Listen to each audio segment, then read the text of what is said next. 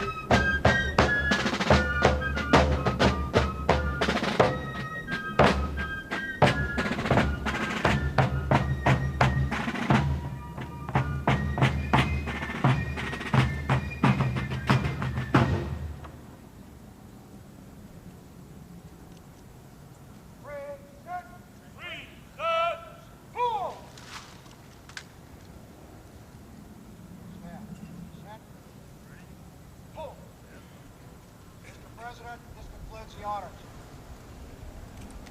Stand. Order. Order. Right. Order. Four.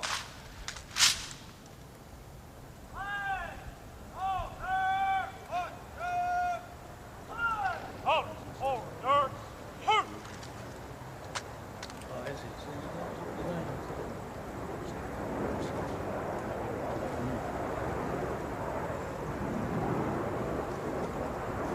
Out. Right. Out. Ceremonial. Yes. Yes. Out. Remain there. Shoot.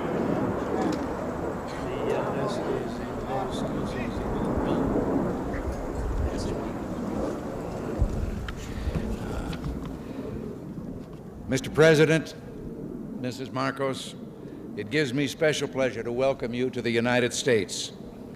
Mrs. Reagan and I have been long looking forward to returning the hospitality you showed us on our 1969 visit to your country.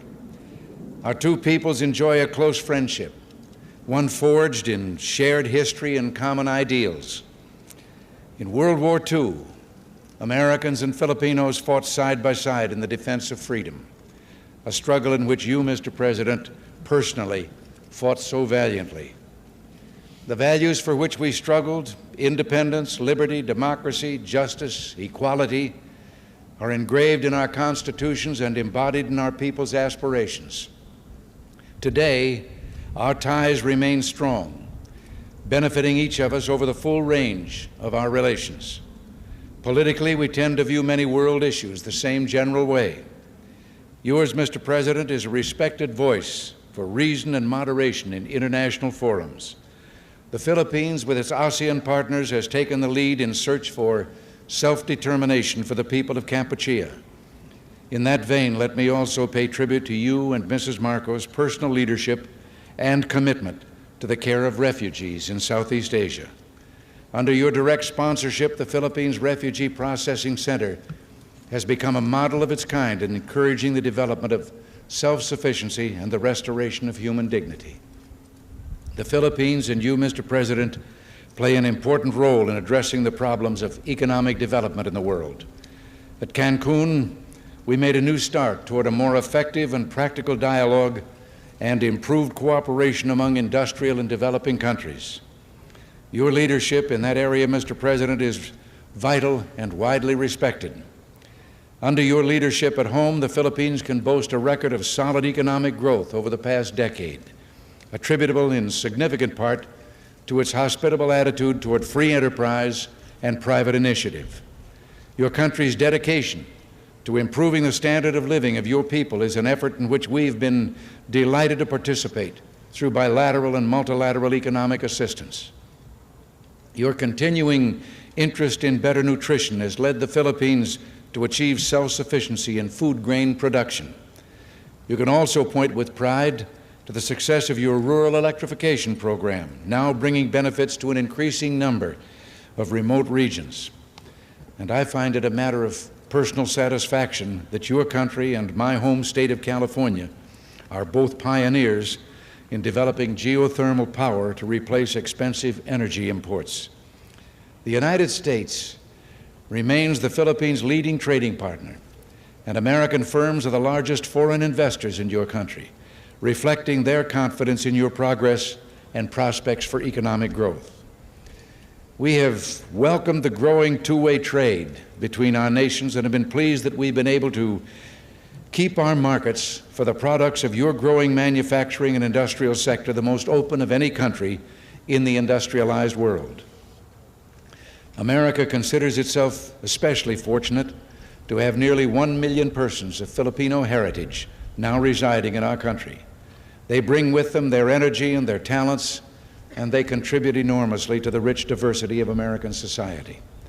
Similarly, thousands of Americans, enchanted by the beauty of your nation and by its people, have chosen to live in the Philippines.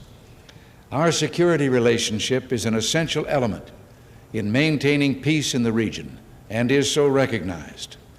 This relationship, one of several we have in the Western Pacific, threatens no one but contributes to the shield behind which the whole region can develop socially and economically.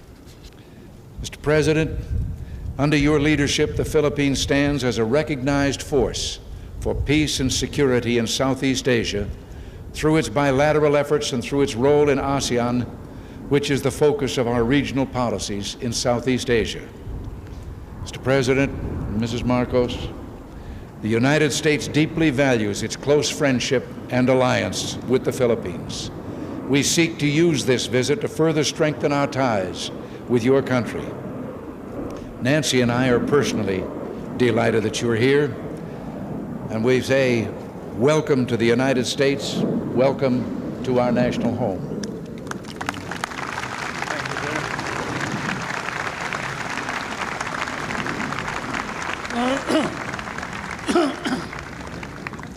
Thank you very much, President Reagan. Mrs. Reagan, members of the Cabinet, distinguished guests, my friends. On behalf of the 50 million people of the Philippines, Mrs. Marcos and I express our gratitude for your warm welcome to Washington and to the United States of America. This great and beautiful city, that is one of the few cities that was built as the capital for a great nation,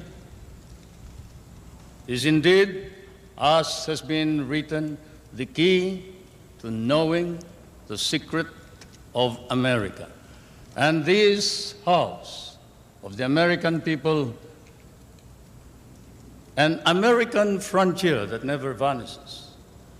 Your beautiful city with its grand memorials, its monuments, its walks, is indeed a city that memorializes the great achievements of your people for the past 2 centuries. But more than that, it keeps offering to the enterprising and the talented, the courageous and the strong, the rewards of effort and of initiative. At the same time, as I stand here on American soil, I realize that I stand on what may be the center of the government of the United States of America, here where, as I have often stated, the future is being born. The future is being born depending upon the man who is in the White House. And the man who is in the White House today certainly is creating a new future for our world.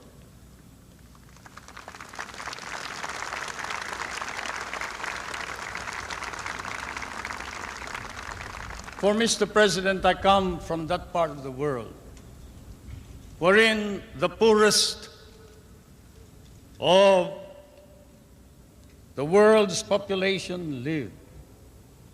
I come from that part of the world that cherishes an image of America with its ideals, its dreams, its illusions. I come from the Philippines, a part of Asia, which has been molded along the principles of American democracy. We learned to love these ideals and principles, and we lost 1 million of our people fighting for them in the last war.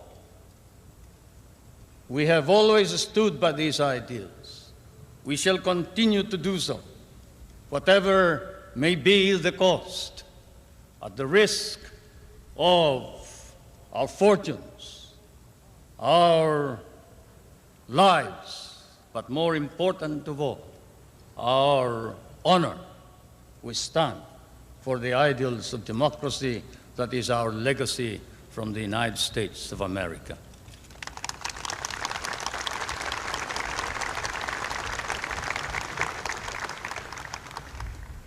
I did not come to burden you further with additional problems, Mr. President. For I know that, as I have said in many a speech before my own people and before the world, fate and destiny has decreed that the United States of America be the trustee of modern civilization against the threat of a possible second dark ages. And America cannot fail. And therefore, we, the Filipino people, come and bring to you a prayer that God and His divine providence may grant you guidance, strengthen both your heart and hand, so that that hand may be strong on the lever of power and save our humanity.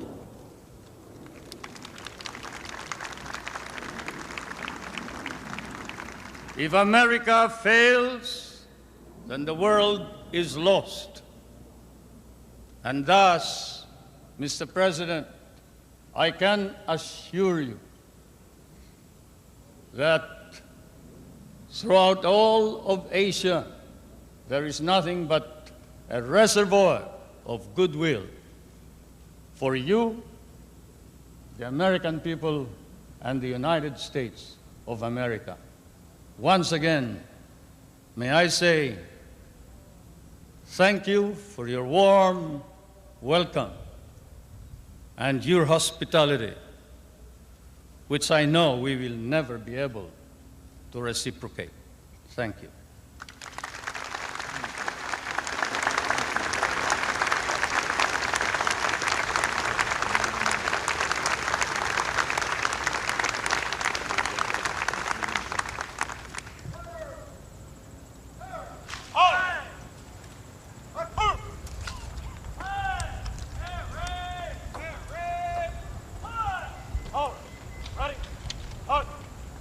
Thank you. Well, should I thank you?